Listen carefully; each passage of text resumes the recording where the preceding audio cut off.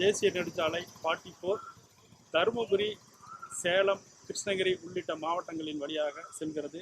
இதில் தருமபுரி, சேலம் இடைப்பட்ட அந்த தொப்பூர் கணவாய் பகுதியில் இந்த சாலை மலையாகவும் மடுவாகவும் இருக்கிறது. இதனால் இந்த பகுதியில் அந்த தொப்பூர் கணவாய் ஆஞ்சநேயர் கோயில், அதே போல கட்டமடு இந்த பகுதி இடைப்பட்ட தூரத்தில் பெருமளவில் விபத்து ஏற்பட்டு வருகிறது. இதனால் இந்த சாலையை கடக்கக்கூடிய வாகன ஓட்டிகள் மிகுந்த அச்சத்துடனே இருக்கிறார்கள். குறிப்பாக கனரக வாகனங்களை இயக்கக்கூடிய லாரி ஓட்டுநர்கள் இந்த தொப்பூர் கணவாய் பகுதியில் வருகின்ற பொழுது ஒரு கையில் ஸ்டேரிங்கையும் மறு கையில் உயிரையும் பிடித்து கொண்டு போகின்ற அளவுக்கு ஒரு அச்சமுறுத்தும் சாலையாகவே இது இருந்து வருகிறது. இந்த சாலையில் ஏற்படுகின்ற விபத்துகளை தடுப்பதற்காக தேசிய நெடுஞ்சாலைத்துறை சார்பில் பல்வேறு முன்னெச்சரிக்கை நடவடிக்கைகளை எடுத்து வருகிறார்கள். குறிப்பாக வெள்ளக்கல்லில் இருந்து அந்த கட்டமடு செல்கின்ற இடத்தில் தனியாக அந்த ஒலிபெருக்கின் மூலமாக கோ ஸ்லோ என்று எச்சரிக்கின்ற வகையிலே அந்த ஒலிபெருக்கி வைத்திருக்கிறார்கள். அது இல்லாமல் சுழற்சி முறையில் 4 முறையாக ஊழியர்கள் ஈடுபடுத்தப்பட்டு கனரக வாகனங்களை மட்டும் நிறுத்தி அவர்கள் தூக்கல் கலக்கத்தில் இருக்கிறார்களா என்பதை சோதித்து வேக்கம் இருக்கிறதா என செக் பண்ணி அனுப்புகிறார்கள். அதையும் மீறி இந்த தொப்பூர் கணவாய் பகுதியில் அடிக்கடி விபத்து ஏற்படுகிறது.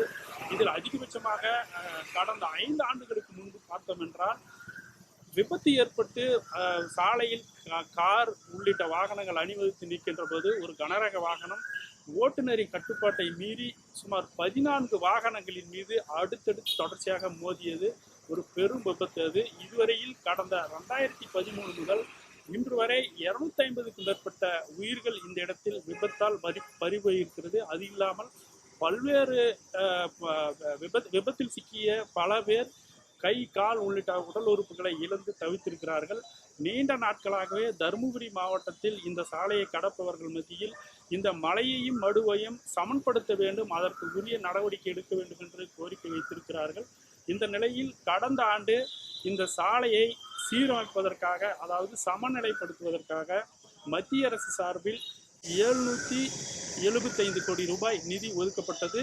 கடந்த ஆண்டு முதல் இந்த சாலை பணியும் தொடங்கி இருக்கிறது. இதிலே அதாவது சேலம் மாவட்டத்தில் 1.6 கிலோமீட்டர் தூரமும், தருமபுரி மாவட்டத்தில் 5 கிலோமீட்டர் தூரம் என மொத்தம் 6.6 கிலோமீட்டர் தூரத்திற்கு இந்த சாலையை சமன்படுத்தும் பணிகள் நடைபெற்று வருகிறது. இதில் 83 பில்லர்கள் அமைக்கப்படுகிறது. அதாவது 6 அடி முதல் 50 அடி வரை இந்த பில்லர்கள் ஒவ்வொன்றும் அமைக்கப்படுகிறது. இதற்காக அந்த நவீன இயந்திரங்கள், மிகப்பெரிய ராட்சத இயந்திரங்கள் எல்லாம் கொண்டு வந்து இந்த சாலை பணியை மேற்கொண்டு வருகிறார்கள். தற்போது பார்த்தோம் என்றால் இந்த சாலையில் அதாவது ஒரே நேரத்தில் அதாவது 4 வழி சாலையாக இருக்கின்ற இந்த சாலை 6 வழி சாலையாக மாற்றப்படுகிறது. இதில் ஒரே நேரத்தில் சேலம் நோக்கி 3 சாலைகளும், அதாவது தருமபுரியை நோக்கி வருவதற்கு 3 சாலைகள் என 6 வழி சாலையாக இந்த சாலையை மாற்றும் பணி தற்பொழுது நடைபெற்று வருகிறது. இந்த சாலை இருக்கின்ற, அதாவது அமையக்கூடிய அந்த கிராபிக்ஸ் மாதிரி வடிவமும் தற்பொழுது இந்த சாலை பணியில் வெளியிடப்பட்டிருக்கிறது. அதில் பார்த்தோம் என்றால் நம்ம தெளிவாக தெரியும். அதாவது கட்டமடுவிலிருந்து செல்கின்ற அந்த வாகனங்கள் தொப்பூர் அடுத்த அந்த ரயில்வே பாலம் வரை ஒரே சமநிலைப்படுத்தும் வகையில் அந்த பாலம் அமைந்திருக்கிறது. அதே போல மறுபுறம் உள்ள தொப்பூர் உள்ளிட்ட கிராமங்களுக்கு செல்கின்ற வழிகளும் அது அந்த பாலத்திலிருந்து எளிமையாக திரும்பி செல்லக்கூடிய, அதாவது விபத்தில்லாத திரும்பி செல்லக்கூடிய வகையில் இந்த மேம்பால பணிகள் நடைபெற்று வருகிறது.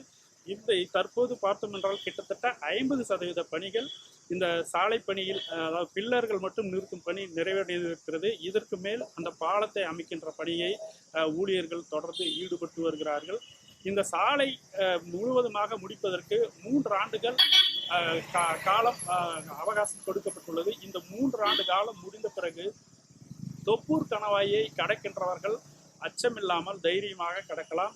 அது மட்டும் இல்லாமல் இந்த சாலையின் மீது பயணிக்கும் பொழுது முழுவதுமாக, அதாவது இருபுறமும் மலைகள், அதன் பிறகு அடுத்தடுத்து வயல்கள் போன்ற இந்த மாதிரியான அமைப்புகள் இருப்பதால் இந்த சாலையில் பயணிக்கும் பொழுது ஒரு எழில் கொஞ்சம் சாலையாக இது மாறுவதற்கான வாய்ப்புகள் அதிகமாக இருக்கிறது. விபத்துகளே இல்லாத சாலையாக உருவாக்குவதற்கான இந்த திட்டமும் இது முழு வீச்சில் நடைபெற்று வருகிறது. இதில் பயணிப்பவர்களும் அச்சமில்லாமல் பயணிக்க முடியும். எழில் மிகுந்த சாலையாக இது மாறும் என்பதில் எந்த ஐயமும் இல்லை.